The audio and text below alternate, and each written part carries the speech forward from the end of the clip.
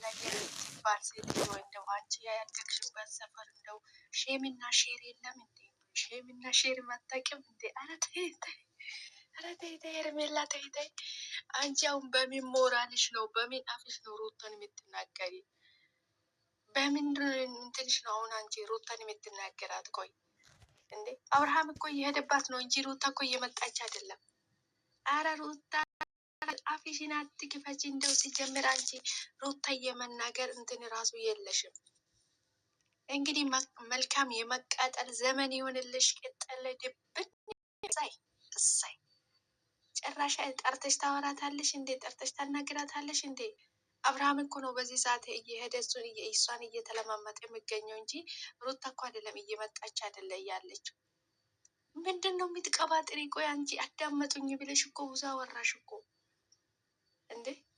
አረ ሄርሜላ ተይ፣ ነውር እወቂ፣ ነውር እወቂ። እንደው ምንም ሼም የሚባል ነገር የለም፣ ሼም የሚባል ነገር የለም አንቺ ጋር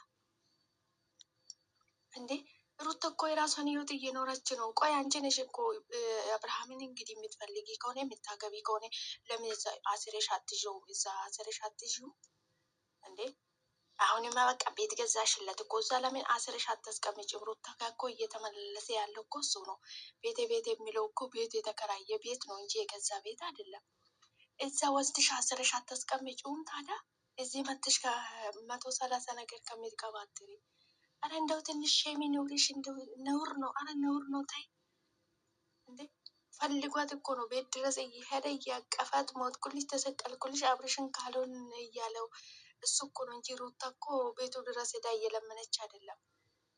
አረ ሼም ይኑርሽ፣ አረ ሼም ይኑርሽ። እንደው ሄርሜላ አረ ስሞትልሽ እንደው ተይ ተይ፣ ትንሽ ሼም ይኑርሽ፣ ትንሽ እፍረት የሚባል ነገር ይኑርሽ። ልክ እንደዛ እያልሽ እንደመጣሹ ማለት ነው። አንቺ እሺ ብለሽ ታዳምጪኛ እንዴ? እዚህ ድረስ የጠራሁሽ አብርሃም ቤትሽ ድረስ ሲመጣ አንዴ አዳምጪኝ። ቤትሽ ሲመጣ ልጅሽን አሳይተሽ መውጣት እንደፈለግሽ ውጭ ላይ ማድረግ ገባሽ? ብዙ ነገር ያሳለፈ ቤት ስለሆነ እዛ ቤት ላይ ወንድ ሲያ ሊደብረው ይችላል። ከዛ ባለፈ ግን በገዛ ማረግ ታሪክ ግን ወደ ፍቅራችን እንመለስ፣ ወደ ድሮ እንመለስ። ችግሩ እዚህ ጋር እኔስ ቦታሽን እያወቅሽ ይመስለኛል። ስለዚህ ብዙ አትንገሪ። የአንቺ ቦታ ከሚይዝ ይሻለኛል። የኔ ቦታ በምንሽ ታገኛለሽ? በምንሽ ውሽማ አሁን እኮ አንቺም ኦልሬዲ ውሽማ እየሆንሽ ነው። ታውቆሻል። እኔማ አሁን ኦልሬዲ ሁኔታሽ ነው እንዴ? አሁን እንዴ ብለሽ ነው የጨረስሽ? ታስታውቂያለሽ። አሁንም ደግሞ ትፈልጊዋለሽ። የሚያስገርመው ነገር ምላስሽን መቆጣጠር።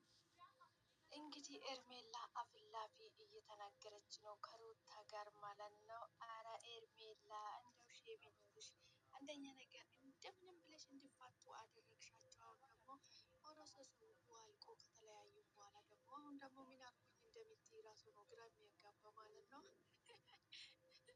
አረ ኤርሜላ አረ እንደው ሼም ይኑርሽ፣ ሼም ይኑርሽ። ተይ ተይ ተይ ተይ ተይ፣ ሰብሰብ በል እንደ ሴት ልጅ ሁኚ። ተከብረሽ ቁጭ በይ። አንቺ እኮ ሩታ ጋር በምንም ታምር አትደርሽም። በአስተዋይነቷ፣ በአስተሳሰቧ፣ በንግግሯ፣ በስነ ስርዓትነቷ በምንም ታምር ከእሷ ጋር አትወዳደር። በምን አይደለም ሩታ ቆማ ሞታ ትበልጥሻለች። አይደለም ቆማ ሞታ ትበልጥሻለች። ስሜ ሩታ እኮ በራሷ በማንነቱ የምትኮራ ሴት ናት። ማንንም ሳትደርስ የራሷን ህይወት እየኖረች ነው። እንዳንቺ የሰው ባል እያማለለች የሰው ባል ይዛ ሽሽግዳሜ እያለች አይደለም። ሩታ እኮ የተከበረች ሴት ናት። እንዳንቺ አንቺ አለሽ አይደለ እንዴ? ሴት ልጅን የምታሳድቢ፣ ሴት ልጅን የምታስንቂ፣ ሴቶች እንደዚህ ነው የምታስብይ ማለት ነው። እንዳንቺ አይነት ወራዳ ሴት እኮ ነው ሌላ ሴቶችን የሚያሰድበው ማለት ነው። አይገርምሽም? ሩታ ቆማ ሳይሆን ሞታ ትበልጥሻለች። ይሄን ማወቅ አለብሽ ማለት ነው። ዝም ብሎ ይሄ ጠጣችሻ መስሎ እዚህ መጥቶ አማክማት ትርጉም አለው እንዴ?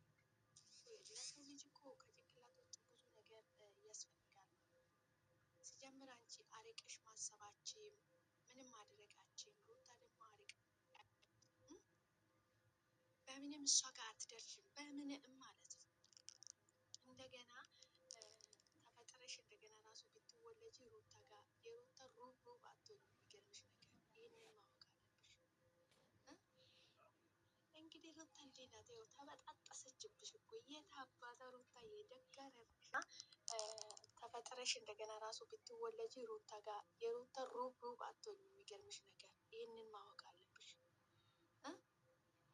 እንግዲህ ሩታ እንዴት ናት? ይኸው ተበጣጠሰችብሽ እኮ የት አባተ ሩታ የደጋረሻት እሷ ናት የመጣችብሽ እንጂ እሷ አልመጣችብሽም። ልኳን አሳየኝልኝ ላይ እንደዚህ ማለት ነው። ልኳን አሳየልኝ እንደዚህ ድብን ብላለች እኮ አውቃ ነው ጥርሷን የምትለው እንጂ በጣም ተናዳለች። እሷማ አሁን እኮ ሩታ ትፈረኛለች ብላ ነው እንትን ላይ የመጣችው። ወይ ሄርሜላ ለመጨረሻሽ እንደዚህ ይሁን በቃ እንጂ ባልና ሚስት መሀል ገብተህ አብርሽን ለምን እንደዚህ የሆነ ሰንሰለት ገዝተሽ ለምን አንገትሽ ላንጠልጥለሽ አትዞሪው? እንደ አንቺ አይነት ባለጌና ወራዳ ሴት ከሩታ ጋር ቆማ ራሱ ማውራት ሼም የሌለሽ ወራዳ ነሽ። የመጨረሻ ማለት ነው። የመጨረሻ ወራዳ ስለሆንሽ እኮ ነው እንጂ ሄርሜላ እውነት ለመናገር ማለት ነው ሴት ልጅን የምታሰድቢ ሴቶች እንደዚህ ናቸው የምታስብይ ማለት ነው። ክብርሽን የማታቂ ቦታሽን የማታቂ ከሩታ ጋር እንደዚህ አይነት ንግግር ራሱ አይጠበቅብሽም አንቺ ማለት ነው። ልጅ እኮ የአብርሃም እና የሩታ ነው እንጂ አንቺ አሳይ አታሳይ ብለሽ አንቺ እኮ እንትን የሚሰጥበት እንትን እኮ የለም። አንቺ እኮ እዚህ መሀል የሚመለከትሽ የሚያገባሽ ነገር የለም። ዝም ብለሽ አስሩን ቀባጠርሽ እንጂ አንቺ እኮ በሜዳ የሰው ባል ላይ እየተንጠለጠልሻለሽ አይደለ እንዴ? ሩታ እኮ ትዳር ይዛ የተከበረች ሴት እኮ ናት። ሴት ልጅን የምታሳድቢ ሴት ልጅን የምታስንቂ እንደዚህ ነው የምታ